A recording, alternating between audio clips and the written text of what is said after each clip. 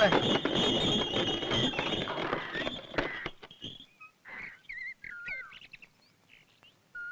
സുഭദ്ര എന്താ ഇവിടെ? ഒന്ന് കാണാൻ.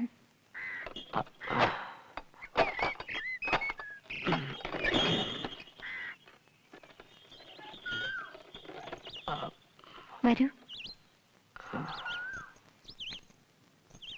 ഞാനിവിടെ ഒറ്റയ്ക്കാണെന്ന് അറിയാമായിരുന്നില്ലേ? എന്തേ ഇവിടം വരെ വന്നില്ല? രാജ്യകാര്യങ്ങളിൽപ്പെട്ട് ഞാൻ... വിഷയം മാറ്റണ്ട. എന്നെ ഓർത്തില്ല എന്ന് പറയാൻ മടിയുണ്ടോ?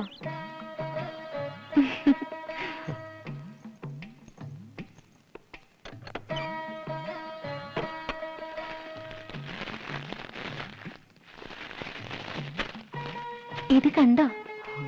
ഇത് അങ്ങ് എനിക്ക് സമ്മാനിച്ച താഴമ്പൂക്കളെല്ലാം ഞാൻ സൂക്ഷിച്ചു.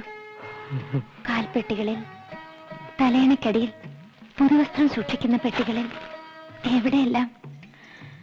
ഈ പൂക്കളുടെ ഗന്ധം എനിക്ക് എന്നും ആവേശമായിരുന്നു. എന്നെ മത്ത് പിടിപ്പിക്കുന്ന ഈ ഗന്ധം അനുഭവിക്കാതെ ഞാൻ ഉറങ്ങിയിട്ടേയില്ല. എന്റെ കിടക്കറ നിറയെ ഈ പൂക്കളുടെ സൗരഭ്യമാണ്. ഞാൻ ഇട്ടിരിക്കുന്ന വസ്ത്രങ്ങൾക്ക് ഈ സൗരഭ്യമുണ്ട്. എന്റെ ശരീരത്തിലും ഈ സൗരഭ്യമുണ്ട്. അത് ഇഷ്ടപ്പെടാത്ത ഒരാൾ, എന്റെ ഭർത്താവ്, എന്നെ ഉപേക്ഷിക്കാൻ കാരണവും ഇതാണ്. പക്ഷേ എനിക്കിത് കൂടിയേ തീരൂ. അയ്യോ, ഞാൻ ഇവനെ അല്പം സഹിച്ചോട്ടെ. അതിനെന്റെ സമ്മതം വേണോ? ഇവിടത്തേക്ക് ലഹരി നോക്കുമ്പോഴാണ് ഒരെടുപ്പ്.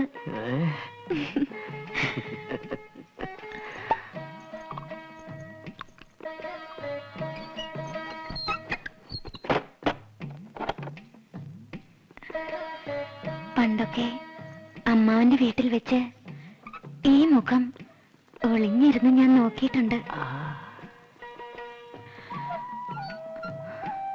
ലഹരി മൂത്ത ഈ കണ്ണുകളിലേക്ക് നോക്കിയിരിക്കാൻ കൊതിയായിരുന്നു. ചിലപ്പോ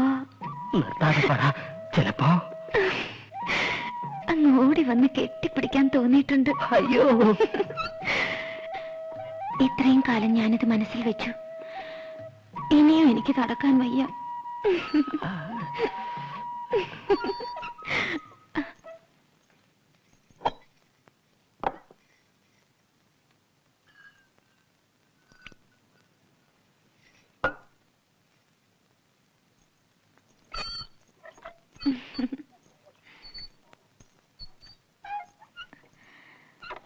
ഞാനും ലേശം രുചിച്ചോട്ടെ? ആയിക്കോട്ടെ ആയിക്കോട്ടെ. രണ്ടാളും സേവിച്ചാൽ ഒടുവിൽ ഒരുമിച്ചൊരു രസത്തിലെത്തും. അല്ലെങ്കിൽ വേണ്ട, അങ്ങ് കഴിച്ചാ മതി.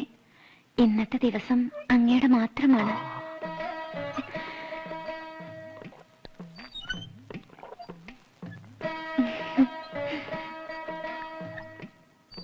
എട്ടുവീടരുടെ യോഗങ്ങൾ കൂടുമ്പോഴും കുടിച്ച് ലക്ക് കിട്ടാണോ പോയിരിക്കുന്നത്? ഇതുപോലെ ലക്ക് കേട്ടോ? ഞാനോ? കുടിക്കും തോറും എനിക്ക് എന്റെ ബോധം ഇങ്ങനെ തെളിഞ്ഞു തെളിഞ്ഞു വരും, മഴവില്ല് പോലെ. അത് വെറുതെ. ഞാനൊന്ന് പരീക്ഷിക്കട്ടെ. ഇന്നത്തെ യോഗത്തിൽ എന്ത് തീരുമാനിച്ചു? വല്ല ഓർമ്മയുണ്ടോ? ഓർമ്മയുണ്ടോ? ഓർമ്മയേ ഉള്ളൂ. പക്ഷേ അല്ലെങ്കിൽ വേണ്ട. നിങ്ങളുടെ രഹസ്യങ്ങളൊക്കെ എന്നോട് എന്തിനു പറയണം? ഞാൻ അന്യല്ലേ. നമുക്ക് നമ്മൾ രഹസ്യങ്ങൾ വേണ്ട. സുഭദ്ര എന്റെ സ്വന്തമല്ലേ. എന്താ നീ അറിഞ്ഞ എട്ടുകൂടന്മാരുടെ തല ആകാശം ഇടിഞ്ഞു വീഴൂ? ഇത് നല്ല കൂത്ത്. വേണ്ട വേണ്ട, നിങ്ങളുടെ രാജകാര്യങ്ങളൊന്നും എനിക്ക് കേൾക്കണ്ട. എന്റെ സുഭദ്ര ഇത് കേൾക്കണം. എന്റെ സമാധാനത്തിന് വേണ്ടി കേൾക്കണം. മാർത്താണ്ട ഓർമ്മ മാങ്കോയിക്കൽ വീട്ടിലെ പടിഞ്ഞാറെ അറയിൽ ഒളിച്ചിരിപ്പുണ്ട്. വീടിന്റെ പിന്നിൽ പുഴയുണ്ട്. അറയിൽ നിന്നും പുഴയിലേക്ക് ഒരു ഗുഹയിൽ നിർത്തിയിട്ടുണ്ട്. ഞങ്ങൾ വീടിന്റെ പൂ ആക്രമിക്കുമ്പോ അയാൾ ഗുഹയിലൂടെ പുഴയിലേക്ക് ഇറങ്ങി രക്ഷപ്പെടാൻ. അന്നേരം അവിടെയും ഞങ്ങൾ കാണും. അവിടെ വെച്ച് ഞങ്ങൾ അയാളെ കൊല്ലും. ഉറപ്പാ.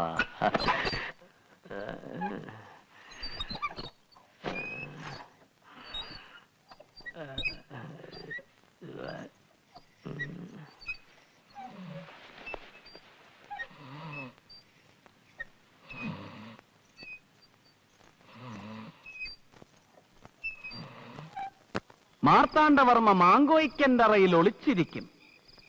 അറയിൽ നിന്ന് പുഴയിലേക്കൊരു ഗുഹയുണ്ട്. അന്നേരം ഞങ്ങൾ അവിടെ കാണും. ഞങ്ങളും കാണും.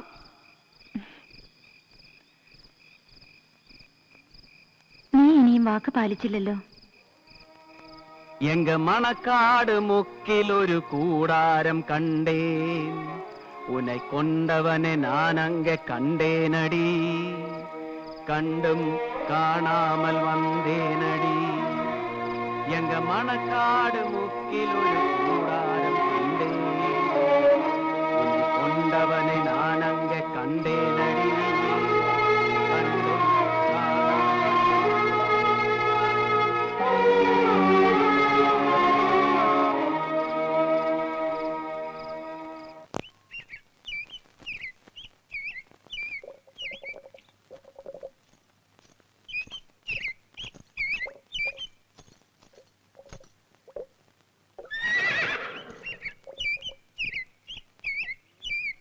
സ്വർണവും വെള്ളിയും എല്ലാം വിറ്റ് തീർന്നു. ഒന്നും ഇവിടെ ബാക്കിയിരിപ്പില്ല. ചാലയിലോ മണക്കാട്ട് മുക്കിലോ ചെന്നാ എന്റെ മക്കൾ അവിടെ കാണും. കയ്യിലുണ്ടെങ്കിൽ തരും.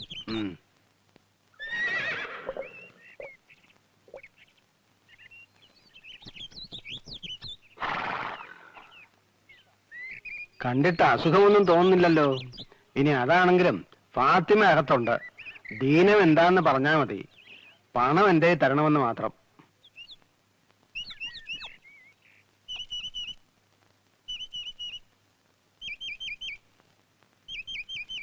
സുഭദ്ര,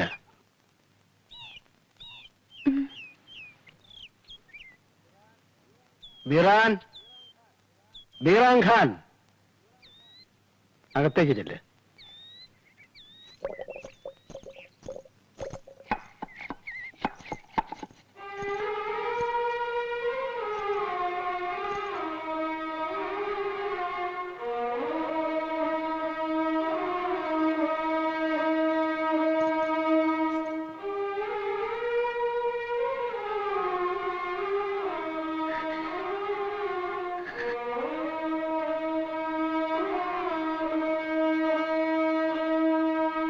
എനിക്കറിയാം, എല്ലാം ഭ്രാന്തൻ എന്നോട് പറഞ്ഞു. എന്നെ സേനാപതിയാക്കിയ രാത്രി, ആ ശപിക്കപ്പെട്ട രാത്രി, എനിക്ക് ചതിക്കുഴി ഒരുക്കിയുടെ കൂട്ടത്തിൽ നീ ഉണ്ടെന്ന് വിശ്വസിച്ചു. ഞാൻ മരിച്ചു എന്ന് കരുതി അവരാക്രോശത്തോടെ മടങ്ങിയപ്പോ മനസ്സിനും ശരീരത്തിനും നിറയെ മുറിവുകളുമായി ഒടുങ്ങാത്ത പകയുമായി ഞാൻ എന്നെ ഹക്കീം സാഹിബിനെ സമർപ്പിച്ചു. പിന്നങ്ങോട്ട് വ്യത്യസ്തമെങ്കിലും എല്ലാം പൊരുത്തപ്പെട്ടു. എല്ലാം തിരിച്ചറിഞ്ഞപ്പോ സാരമില്ല, ഇനി എന്റെ കാത്തിരിപ്പ് അവസാനിക്കുമല്ലോ. ഓരോ രാത്രിയിലും കുടമണി ഒച്ചയ്ക്കായി കാതോർത്ത് കിടന്നു. വരും രാത്രികളിൽ ഇനി അത് വേണ്ടല്ലോ. എന്തൊക്കെ കൊതിച്ചു. പേറ്റുന്നു പറയാൻ, പിറക്കുന്നത് പെൺകുഞ്ഞാവാൻ. നോക്കുമോളെ നിന്റെ അച്ഛൻ എന്ന് ഉറക്കെ ഉറക്കെ വിളിച്ചു പറയാൻ. വേണ്ട, മോഹങ്ങൾ എനിക്ക് വിധിച്ചിട്ടുള്ളതല്ല. ഒരു നോക്ക് കാണാതെയാണ് ഞാൻ മരിച്ചു പോയതെങ്കിൽ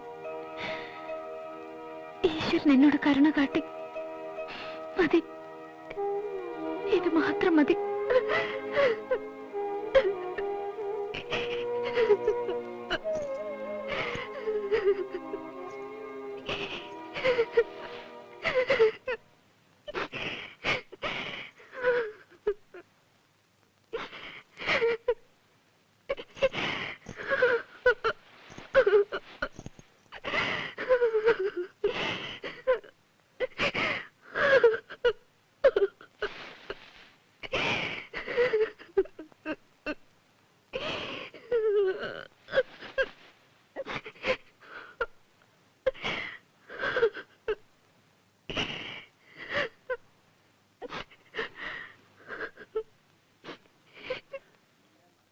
എന്റെ മകൾ ഇവിടെ തനിച്ചാകുമെന്നല്ലേ ഉള്ളൂ. ഒരു തെറ്റും ചെയ്യാത്ത നിങ്ങളെ വ്യസനിപ്പിക്കുന്നത് പടച്ചോന് നിരക്കൂല. ഒരിടത്തും തങ്ങാത്ത ഞങ്ങളുടെ യാത്രയിലെ പുതിയ കാഴ്ചകൾ കണ്ട് ഫാത്തിമ എല്ലാം മറക്കും. പടച്ചോൻ അവൾക്ക് തുണയാവും.